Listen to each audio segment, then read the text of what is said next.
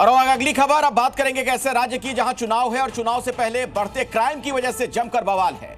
बिहार की राजधानी पटना में चंदन मिश्रा हत्याकांड को लेकर कई चौंकाने वाले खुलासे सामने आ रहे हैं। इसी बीच 48 घंटे के भीतर पुलिस ने 5 शूटर्स को अरेस्ट कर लिया। इस पूरे केस पर पॉलिटिक्स भी खूब हो रही है। आपको दिखाते हैं ताजा अपडेट।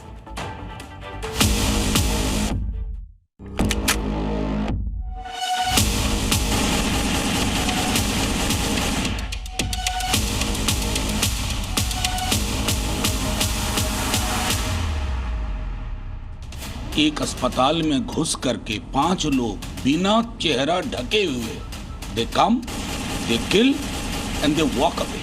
और ये एक घटना नहीं है, प्रतिदिन घटना हो रही है। नीतीश कुमार तो सरकार चला नहीं रहे। नीतीश कुमार तो लगभग सो चुके। पटना में चंदन मिश्रा हत्याकांड के 5 आरोपी पुलिस की गिरफ्त में आ चुके हैं। पटना पुलिस और एसआईटी ने इस मामले में बड़ी कार्रवाई की। बिहार और पश्चिम बंगाल की बॉर्डर से 5 आरोपी आज पकड़े गए। पश्चिम बंगाल में छापेमारी के बाद इन 5 आरोपियों को गिरफ्तार कर लिया गया। लेकिन पुलिस की सफलता से पहले आपको इस अपराध की टाइमलाइन समझनी होगी कि कब और कैसे इन 5 ने तौसीफ बादशाह के साथ मिलकर चंदन मिश्रा को मारने की प्लानिंग की, हत्या की और उसके बाद जश्न मनाया।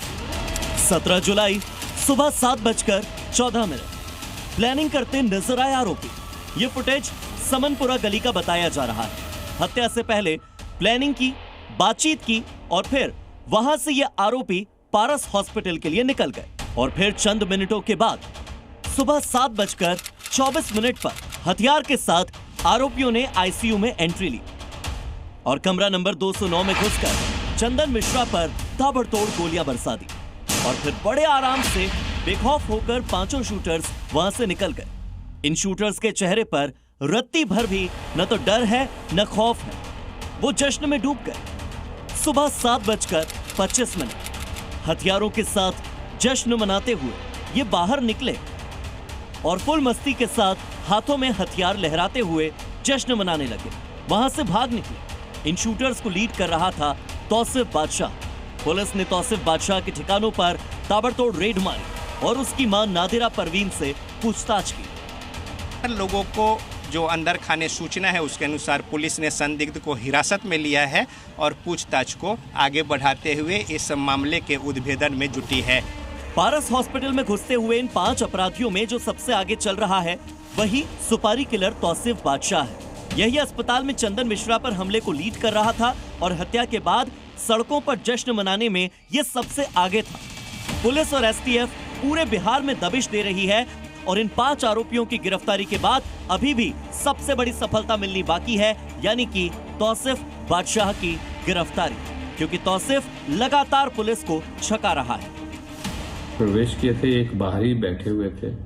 वो किसके यहाँ किस रास्ता से आए थे, किस रास्ता से गए, कौन कौन साजिश करता है।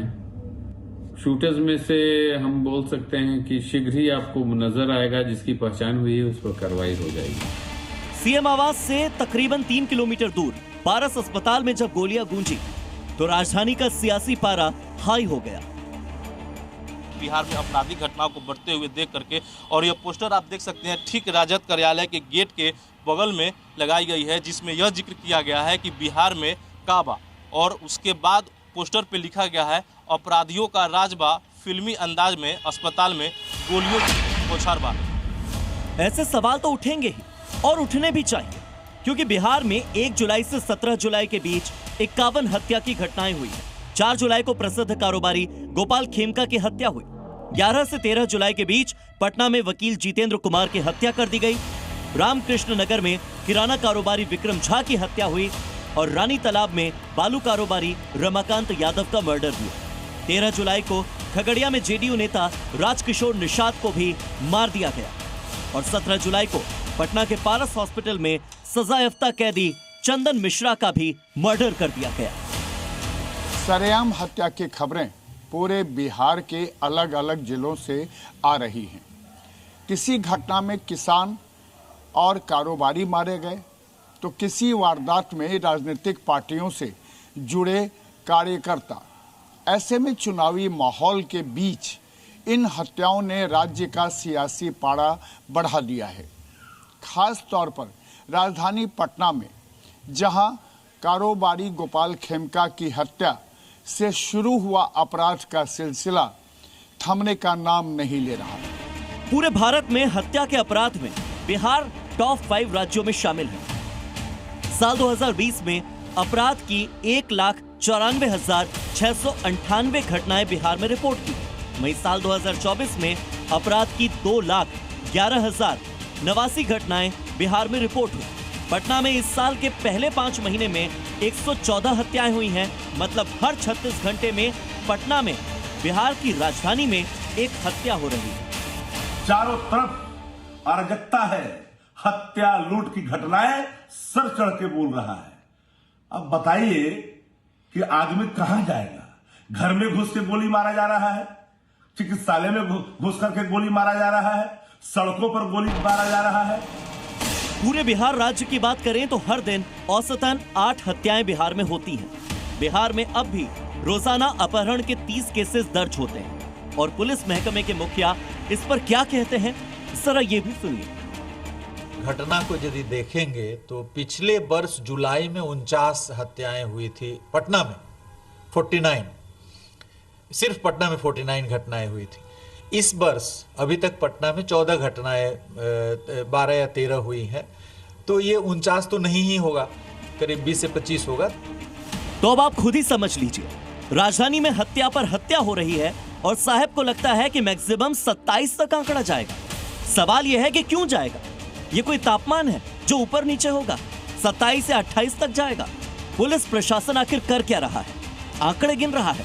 सवाल यह भी कि क्या अपराधियों के सामने पुलिस ने सरेंडर कर दिया है?